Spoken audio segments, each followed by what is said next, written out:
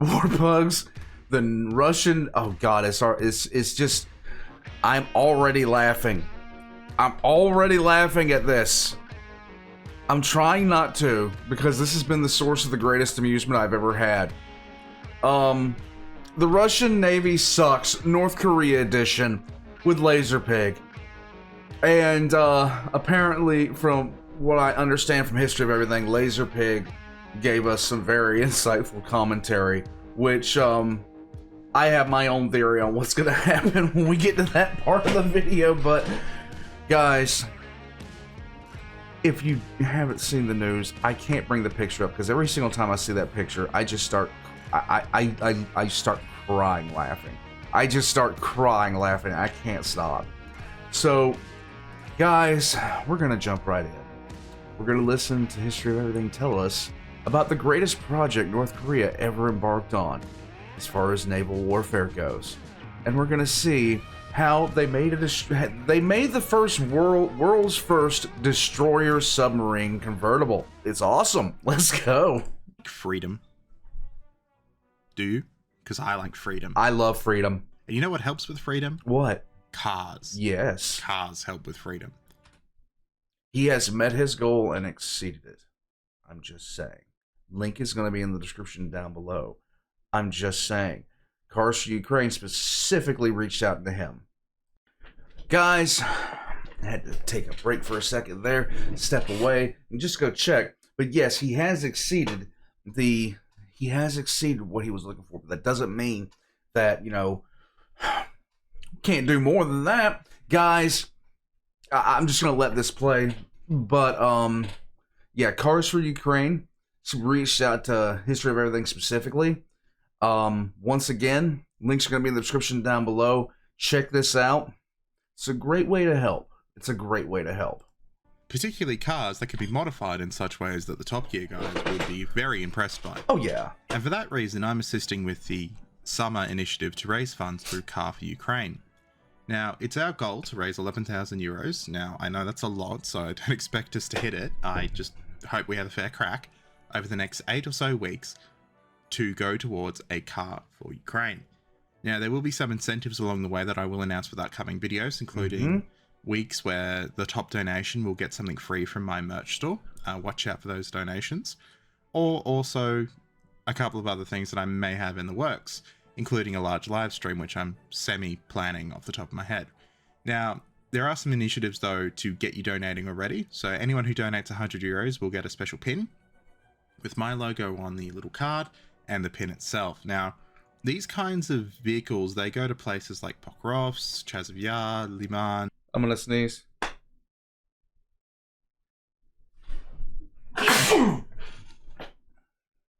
Oi! And Kherson, all these places that you've seen in the news, cars like this get sent to. Yep. So you will actually be able to make a tangible impact on the war for the good guys.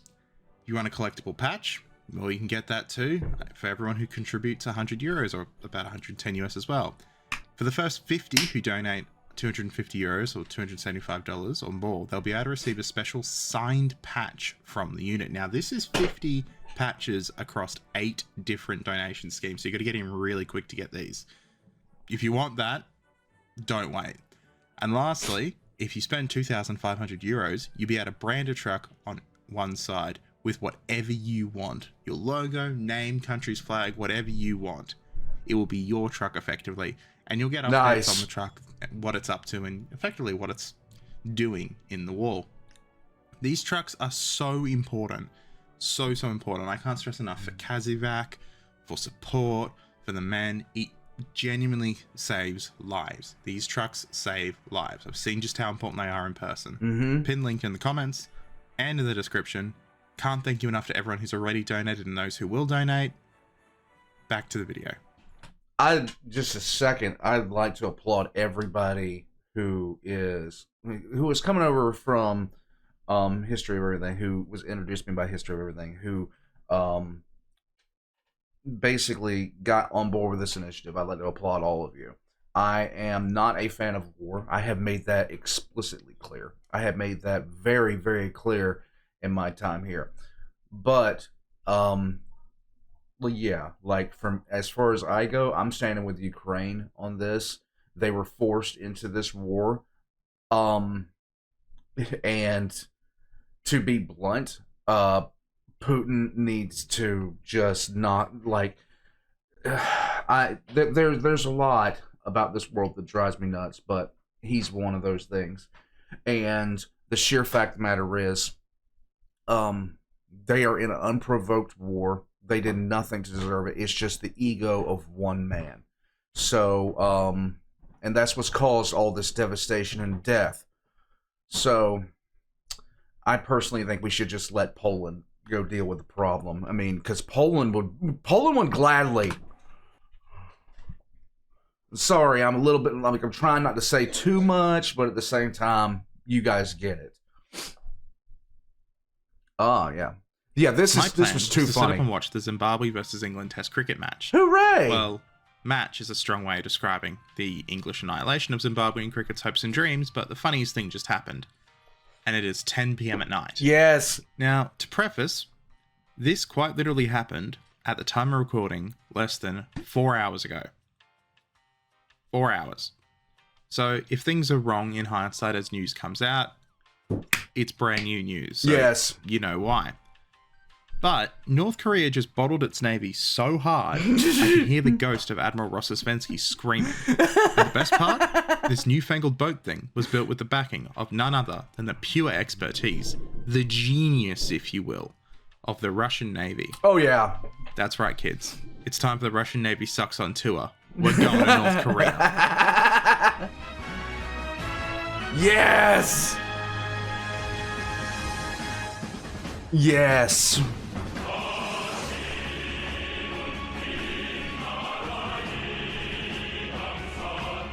So to preface, we need to set some basic knowledge for why this is so It's amazing how the rest of everything looks like absolute crap, but yet there's two perfect portraits of the supreme leaders.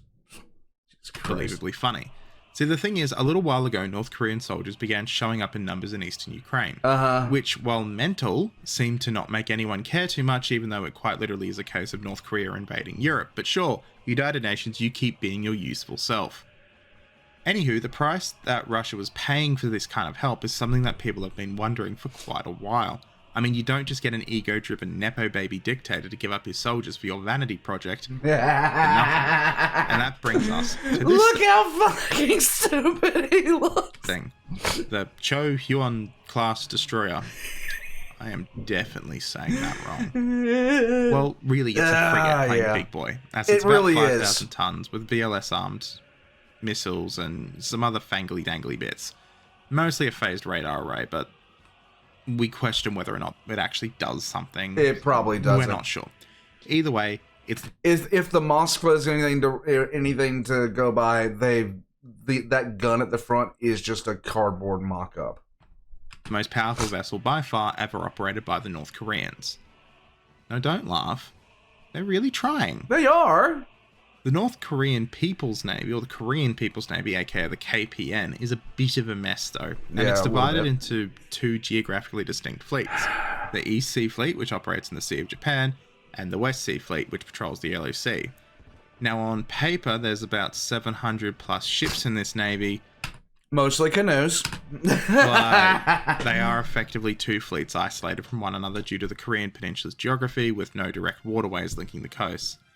The division greatly limits the Navy's ability to deploy forces flexibly across the peninsula or reinforce each other with one or another's ships during the conflict, which creates a significant strategic constraint. But the size of the Navy is on paper large. In practice, well, it's not particularly threatening. When you count everything from a canoe up to a small frigate as a warship, well, you kind of fudge your numbers a bit. To make up for the lack of funding for large vessels and the what even is that situation of the North Koreans.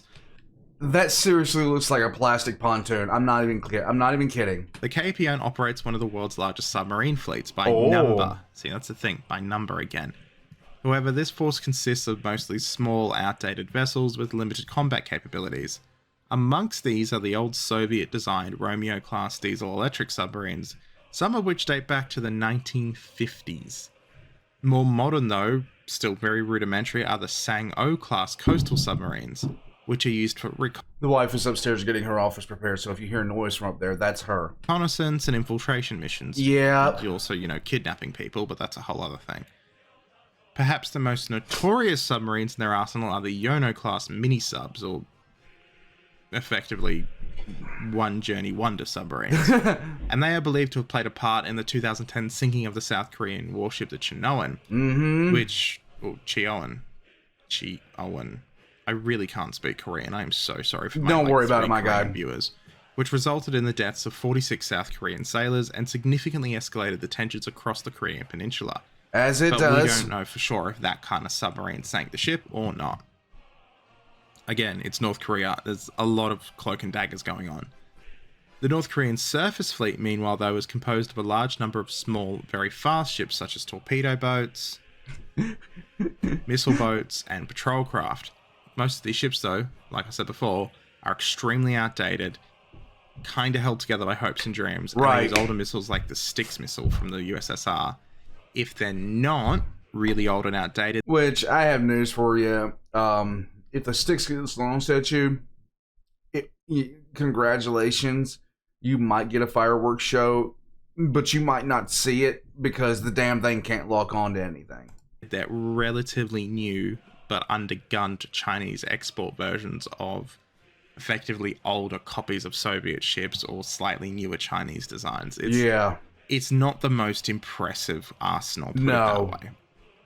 In short, the North Korean Navy is really a two-trick pony right now. It could fling a lot of missiles at one target, or maybe a swarm of rusty torpedoes, of which some will detonate, possibly, maybe, if you pray hard enough. Okay, so I've made it very clear that I have extreme issues with the Bureau of Ordnance. North Korea's torpedo problem is worse than the Mark 14. I'm going to say that. It might, and I stress this, might have the ability to defend the North Korean coastline if someone tries to force their way in, but at the end of the day, it is hopelessly outmatched and desperately needs more flexibility. And I don't mean outmatched by the United States. I mean the South Koreans could body the North Korean Navy in a weekend and probably still have time to go home and have afternoon tea. Yeah. This, therefore, is the naval part of the payment for helping Russia that we think they may have received to try and save face in Ukraine. Mm-hmm. It's expected that the army will likely get some armor support, possibly with its new tank program. Maybe we'll see North Korean T-14s, which just, please God, it would be so fun.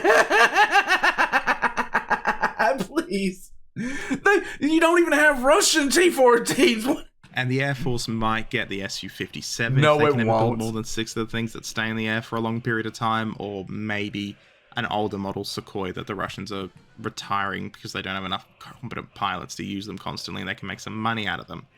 We're not sure. Watch this space. Likely it will happen relatively soon. No. But anyway, the first ship in this little class, the Chohyun, or Chohyun, we'll call it the Cho, launched on the 25th of April 2025 on the west coast of the nation. Oh. And by all intents and purposes, while it's not the most effective looking thing, it's much more effective than anything they have, or anything they had. And it kind of looks nice. I'm not going to lie, I like the aesthetic of it. Yeah, it's not bad.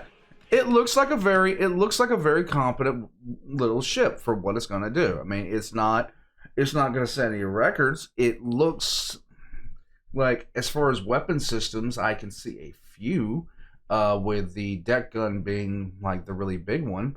But I'm not seeing any real other weapon systems. So maybe they have torpedo rooms instead of the torpedo launchers mounted to the sides of the ship, which would make a lot of sense.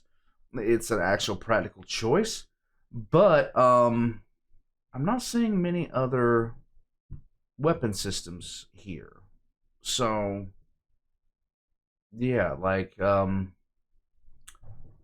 wondering what the platform will be used for in particular. That's the big thought for me. What is this platform being used for in particular? Because when you're looking at a surface ship, you want to look at what it's designed to do, like the Ticonderoga or the Arleigh-Burke. What are those classes of ships designed to do? The second ship in this class, though, Oh boy, that's Oh, where is that a VLS launcher? It is a VLS launcher. Okay. the fun begins. Now, okay. The second Oopsie. ship in the class of VLS-armed Super Mega Death Destroyers that are better than the ones in Star Wars, wait, no, it's actually just a frigate, entered the water on the 21st of May, 2025. Uh-huh. But there is some nuance in that statement. Nuance. Up in the northeast of Kimland, the second ship began the day of the 21st of May, getting covered in special flags on its launching stocks for its special day. Yay! The plan was to launch the ship sideways in the port of Chongjin, and definitely saying that wrong too, and shortly after she would sail out to her sea trials once she fitted out to join the fleet. Uh-huh. Now you may be asking, why launch it sideways? Well, that's because launching it backwards takes up a significant amount of space in busy waterways, and can lead to diving the hull into the sand, and in general it can be quite dangerous to actually launch ships in the traditional way. So there are effectively two other ways you can launch a ship. One of them is building the ship in a dry dock and then floating it out. And that's the way that really large ships like aircraft carriers and mega tankers are built these days. My own ship was put into a dry dock for a while. We had to do a kind of a refit, and we were in dry dock for quite a bit. It was very interesting to see how it, like, just watching it come out of the water. I don't think I can actually portray it to you in a way that just makes sense. But it almost looked alien out of the water, just saying. It's not the big Titanic slipway sort of thing that you've seen before. It's a bit less stressful on the hull these days because ships get bigger and bigger and bigger and it's more dangerous. But for a smaller ship, you can launch a ship sideways. Yay! It sort of just smacks into the water and then bobs up and hey presto, you have a ship. It's really, really common, and it became extremely common during the Second World War, when submarines and large vessels were being built on busy waterways such as the Great Lakes and rivers in the United States. As the newfangled ship though began to move, it appears somebody didn't tell the people responsible for the bow of the ship that it too needed to enter the water, because it was attached to the rest of the ship. Did I mention that it is likely that the launching mechanism is Russian-made and possibly Russian-operated? And so, with none other than Kim Jong-un sitting pretty on the shoreline watching, the brand new ship, probably worth half the nation's naval budget for the year, tilted over, stern first, and with what would have been a horrific grinding sound, the ship rolled onto its side and into the river. Oh, yeah. Bow still on land. The North Korean state media was quick to say that nobody was in. This is not what it looks like. This is North Korea's first attempt to make a submarine destroyer tank. It's amphibious. It's amphibious! Injured and everything was fine. However, South Korea, the absolute legends, made sure the world knew straight away, and now we have these photos of the ship on its side. To use the technical term,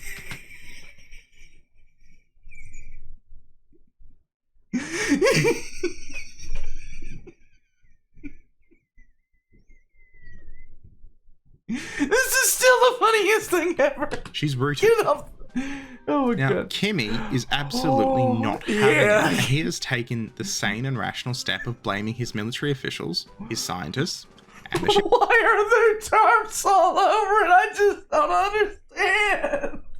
Shipyard operators, who, let's be frank, are not long for this world. He has described this incident as a serious accident and criminal act caused by absolute carelessness, irresponsibility, and unscientific empiricism. Got a lot of words out there. Yeah, that's a lot. His tantrum, though, wasn't over. You can't, because dude, get it off the screen, man. The vision of his bathtub toy in the water on its side led Kim to claim that this accident has tarnished the country's dignity and that the officials responsible would be dealt with at the plenary meeting of the party central committee to be convened next month. Bye-bye. Now, Kim, my guy, my homie, I ask you a genuine question. What dignity? Now, I just want to point out a couple of things about the situation that the ship is in. Yeah, you can't really hurt something that isn't there, my guy. Because quite frankly, it is genuinely screwed. Salt water is now literally in everything. Every sensor, nook, and cranny. To save this ship, they're going to have to quite literally gut it, rebuild it. In fact, it might just be cheaper at this point to genuinely rebuild the whole thing from scratch and use this for razor blades. To be quite honest with you, this is not hyperbole or a joke. Um, I believe that they used a lot of Chinese steel imports to build this, and Chinese steel, like, if you want good stainless, you want American stainless, okay? You want American stainless. Any iron worker can tell you this. Any iron worker who's been on the job more than 5 minutes will tell you, you do not want to use any sort of Chinese steel because the Chinese stainless steel rusts within 10 seconds of being put into contact with any kind of humidity or salt water. It literally rusts out. This ship is screwed. This ship is absolutely screwed for that amount of salt water to get in to those kinds of spaces. The entire thing of that, the entire side of that is going to start rotting out faster than that is going to look in worse shape than the Titanic in about 6 months. But first, they have to recover it and get it on land. This ship was supposed to be part of Kim's big naval build-up to fight the South Koreans in the United States with the help of his new Russian allies. That's hilarious. It was supposed to carry nuclear-armed cruise missiles. Yes, North Really? Korea is entering its Davy Crockett era. It was supposed to be the future. Work has begun to fix the problem, but it seems the North Korean Navy has sprung right into action already, and they're getting to the business of fixing the ship by putting a big blue tarp over it. I can't look at this! Why do you keep putting this damn image in front of me? I mean, I guess, like, Cat seems to think hiding under the blankets works even though he sticks out. So You're just making it worse! You're just making the situation worse! It might work to hide it from the West as well. Oh yeah, because the blue tarps and the blue sea. Maybe. Possibly. Oh god. Now, yes. I know what half the comment's going to be. They're going to be a whataboutism for that American carrier that just lost a few planes off its deck, and honestly, fair call, that is beyond stupid. I seriously don't care. I seriously don't care. Look, we lost 2 planes. Like, and the thing about it is, on a carrier whose commander is most likely going to wind up fine. You know, he's not going to be in charge of a ship anymore. I'll put it to you like that. There's no way. Not with the amount of stuff that the thing has been through. That entire crew needs workups again. Like, there is no plausible way you can tell me the amount of issues that they've had. Like, I thought that the destroyer that fired on the plane was wrong, but I'm beginning to think that it all goes back to that single carrier, because there were multiple carriers active in that area, and not a single other one of them had issues. So, yes, that carrier in particular. There's going to be a lot said about it. There's going to be a lot done about it. You can best believe it. I would not want to be on that carrier as anybody on it. Like, anybody, period. Because the next 2 years are going to be miserable. The U.S. Navy and sailors in particular take extreme pride in the vessel that we're on in most cases, and for something to come along and basically piss on that, and for us to be incompetent in a certain area, it's not going to look good. Embarrassing the ship, embarrassing the name of the ship, that is way over the line, and they have firmly humiliated themselves. So whoever takes over that ship is not going to be in charge of the fuck up of the Navy. They're going to have to, that's a lot of reputation repair that needs to happen. And, oh man, I would not want to be on that ship. Looking back now, I would never want to be on that ship. That is a ship of the damned at this point. I'm trying to figure out how the Yanks have managed that, but if I have learned anything this year, it's that we can just blame everything on DEI and call it a day. But, no. And here's this was a fuck up in, like, systematic errors like this are a result of people not taking their training seriously. That's what this is. I am a huge person when it comes to training. Like, you train, you like, they're okay. So I'm gonna jump on a tangent here. Sorry, guys. I actually like arrogant people. I like arrogant people, and there's a difference though. Earned arrogance, I appreciate. I can appreciate as long as it's not dickish arrogance, but earned arrogance I can appreciate. Unearned arrogance I cannot tolerate, and I just want to see. Yeah, there we go. I have been on the like when I was I was on the best fighting ship in the entire damn Western Hemisphere, and I will challenge anybody to say we weren't. My ship was the best damn fighting ship in the entire, Western world. Period.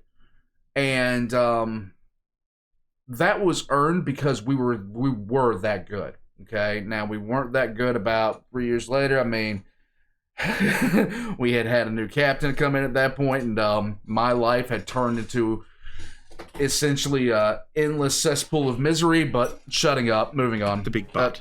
North Korea has yet again proven.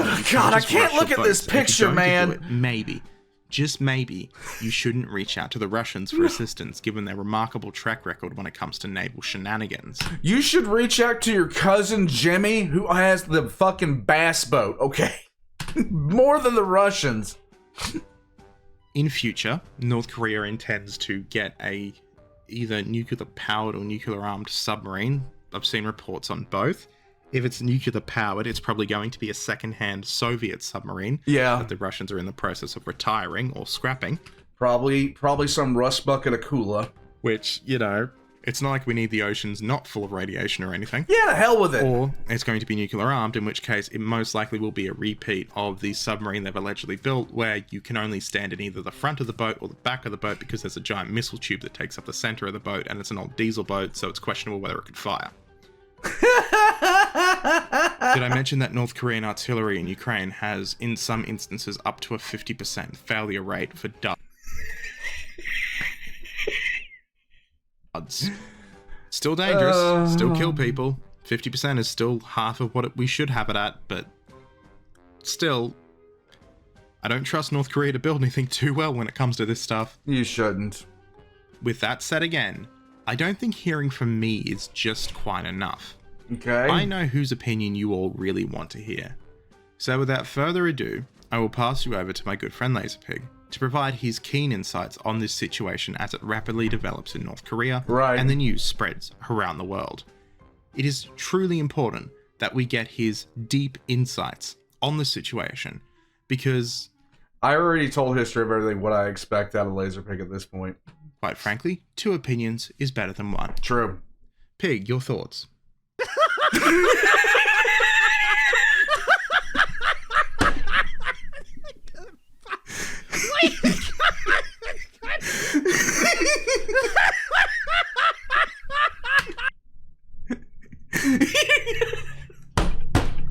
It's exactly what I expected.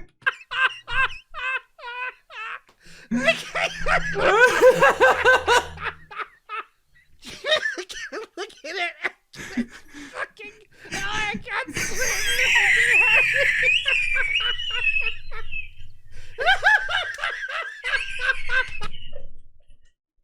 I'm splicing my own.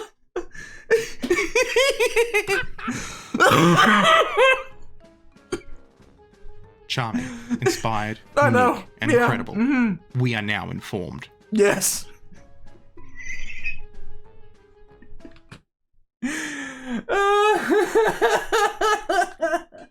It's exactly what I expected. Oh. Or pugs. Oh, yeah. Do not fear. Our glorious leader has said that this thing is going to be repaired and ready to go by June 10th.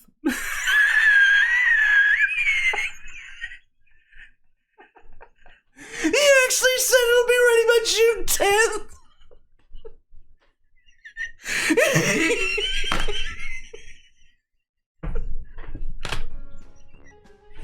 He said it'll be ready by June 10th.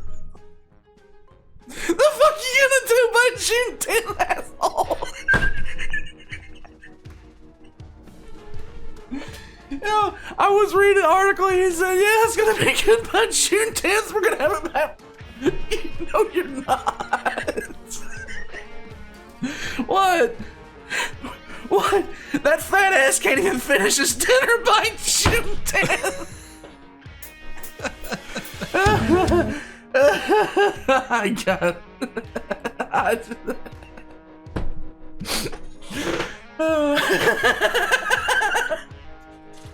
I can't. Thank you so much, North Korea, for bringing me so much joy. I can't even with this. This is just amuses me too much. Warplugs, I'm gonna go. I will catch you guys next time. I hope you guys have a great night. I hope you guys are having a great day. And I'll catch you guys next time. Check the links in the description below. Most definitely check for the Cars for Ukraine. Okay? Serious about that, guys. So there.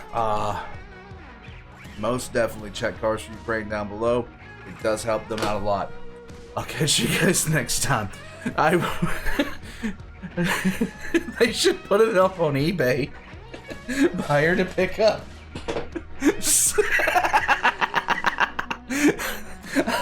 Babe, I'll give him. I'll put in the first offer for trade. I'll trade him a kayak with a bass tracking fan art. It'll be better than the fucking shit they got now. We got a new satellite image. It's the best ever. Okay, guys, hold on. Zoom in. Zoom in.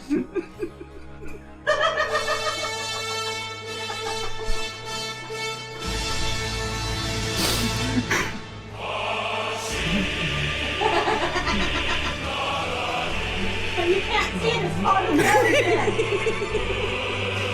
Blends in its blue.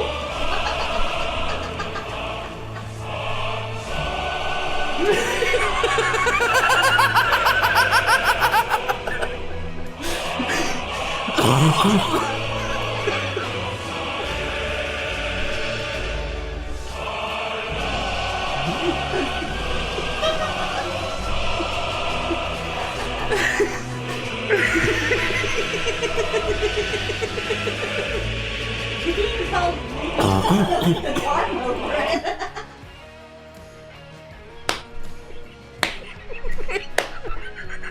Look at this fucking shit. Yes, it is several times duct tape. Look at this. Look, wait.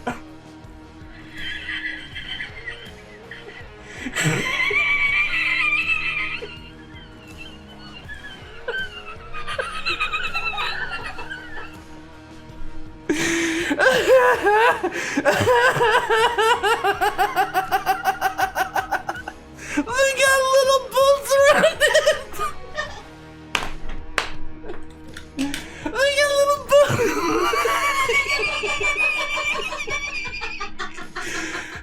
Look. They still have a rope tied to it. It might float away. Thank you. They still have the son of a bitch moored to the dock.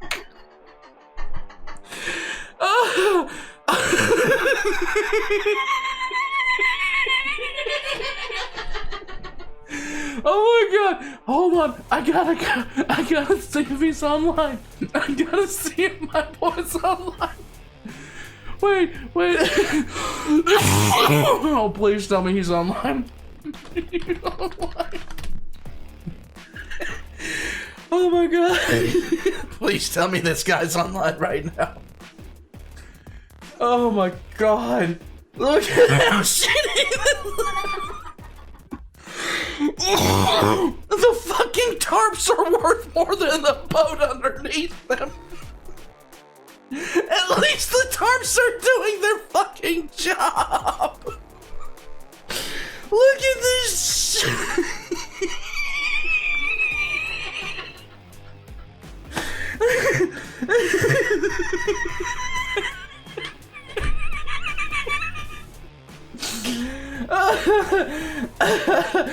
Oh my god, I love it.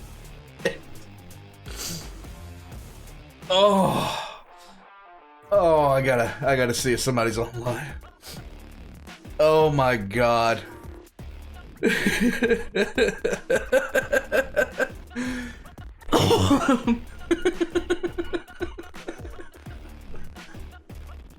I can't look at this shit. I just Warpuck's accent chat if this was the best thing in the fucking world right now. Oh, thank you, North Korea. It's so nice to know that you brought smiles to the world.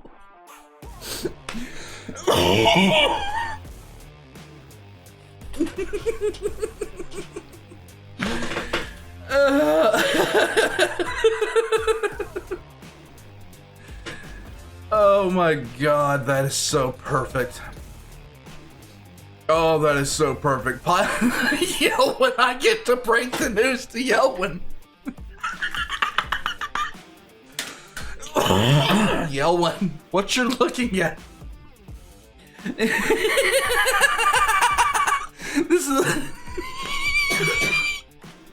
This is the latest and greatest North Korean invention to fight American imperialism. What do you think it is? It's got a tarp. It's got like an entire fucking pen. It's like they raided a Cabela's warehouse for all these fucking tarps. Where did they get all the damn tarps? Oh my god. Oh. I'm done. Warpugs, I hope you had a great night. I know I have.